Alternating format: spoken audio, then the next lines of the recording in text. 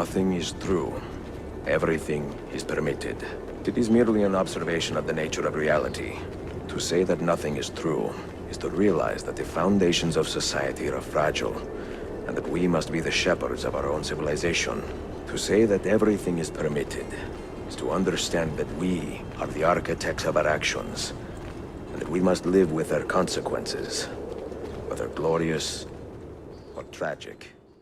Assassin's Creed is a game which plunges players into a captivating narrative filled with intrigue, adventure, and the eternal struggle between two ancient orders, the Assassins and Templars. You are able to look through the eyes of skilled assassins as you traverse centuries and unlock the secrets of the past. Assassin's Creed allows you to explore rich historical settings, unravel a story that stretches across the ages, leap from rooftops, and silence those who are unjust with the whisper of your hidden blade. What's going on, everyone? It's Havoc here. Before we start, fun fact. The Assassins are actually based on an Islamic sect known as the Order of the Hashashin, from which the term assassin originates. They existed between 1090 and 1275 AD in the Middle East and were responsible for murders of Muslim and Christian Crusader leaders who they considered their enemies. The reason I fell in love with Assassin's Creed was because of its great storytelling, gameplay, visuals, and it was completely original. You're teleported to a different time in history and are able to explore the buildings and read about the historical significance of these popular locations, and the famous or infamous people of that time period. So let's get started. Here are my top 5 Assassin's Creed games. Starting off with Ezio Auditore da Firenze. I'm going to lump all 3 games, Assassin's Creed 2, Brotherhood, and Revelations, into one because they tell his full story.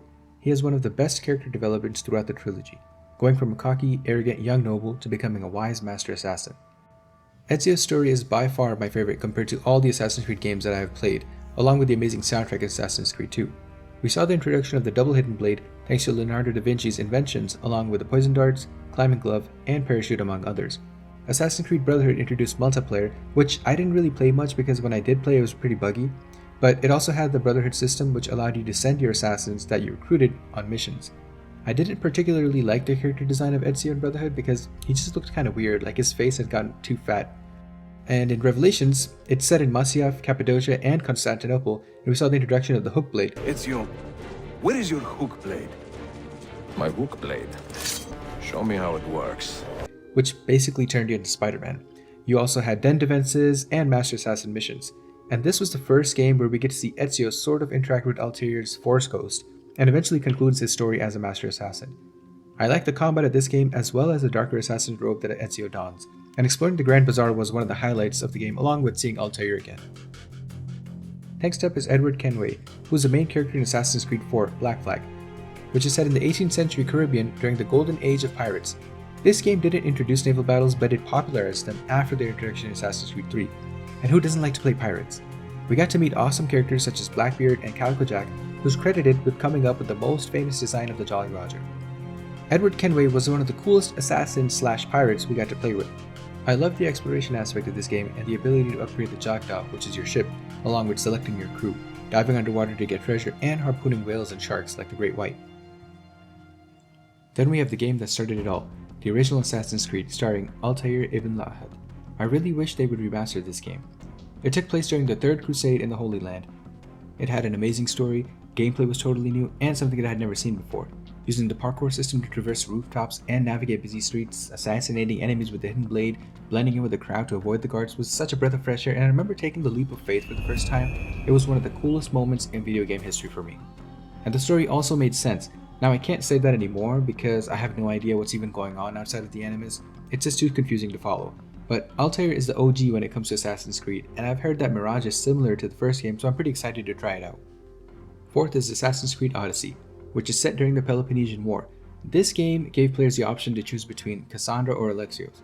We also saw King Leonidas of Sparta. This is Sparta! Now, I'm not a big fan of picking between characters because it just makes the story all the more confusing going forward, like who was good or bad, Alexios or Cassandra. I actually played this game before I played Origins, so it was my first game that was completely different from the original Assassin's Creed formula. Now I don't really consider Alexios or Cassandra an assassin, and it's even hard to consider this game an Assassin's Creed game, because there was basically no need for any stealth. They're just mercenaries trying to find their family, and you can run around and Spartan kick enemies to the next dimension. But I loved the naval battles and exploring all of Greece. The characters were interesting, the story was compelling, and the missions didn't feel very repetitive. The environment was fun to explore and was unique. Like, if you went to Sparta and then you went to Athens, you'd notice a shift, and there was also sprinkles of Greek mythology embedded in the game in the form of side missions, which was the best part for me because I love that stuff. You also saw the introduction of abilities and the mercenary system. If you got the expansion, you could also visit Atlantis. I was expecting Valhalla to be similar to this game, but it was just way too big, and honestly it was just really boring for me because all the cities were the same and the environment was just bland.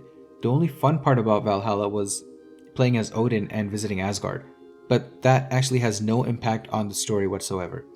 And some people don't like Odyssey because they say it's too similar to The Witcher. Well, I really like The Witcher and it's one of my favorite games, so I have no problem with that. Last is Assassin's Creed Origins. I think this was the first game that introduced a true open world system and real RPG elements. You get to play as Bayek, who's a Magi, and you get to interact with historical figures like Cleopatra, Julius Caesar, and Cassius, and enjoy ancient Egypt. You can climb all the way to the top of the pyramids and explore inside, ride your camel or horse through the desert, and fight crocs in the Nile. I enjoyed the storytelling of this game, but I really found the characters particularly annoying, especially Cleopatra and Bayek's wife, Aya. Loved the combat system in the game because it was just something different, and especially the ending where they show what led to the creation of the symbol for Assassin's Creed, that was a pretty cool part. Overall, I love the Assassin's Creed games, but after killing Desmond off in Assassin's Creed 3, I felt like there was a disconnect in the story in the games going forward, and the story just became too muddy for me. So at this point, I have no idea what's going on, but I just like playing the games. One of my favorite things in the games is interacting with historical significant figures. Like in Assassin's Creed 3, you get to see Benjamin Franklin, George Washington, and Thomas Jefferson. In Unity, you get to interact with Napoleon Bonaparte. And in Syndicate, you see Charles Darwin, Karl Marx, Alexander Graham Bell, Queen Victoria, and Jack the Ripper. But right now, I'm looking forward to playing Assassin's Creed Mirage. What is your favorite Assassin's Creed game and why? Let me know in the comments below. Thanks for watching. Havoc out.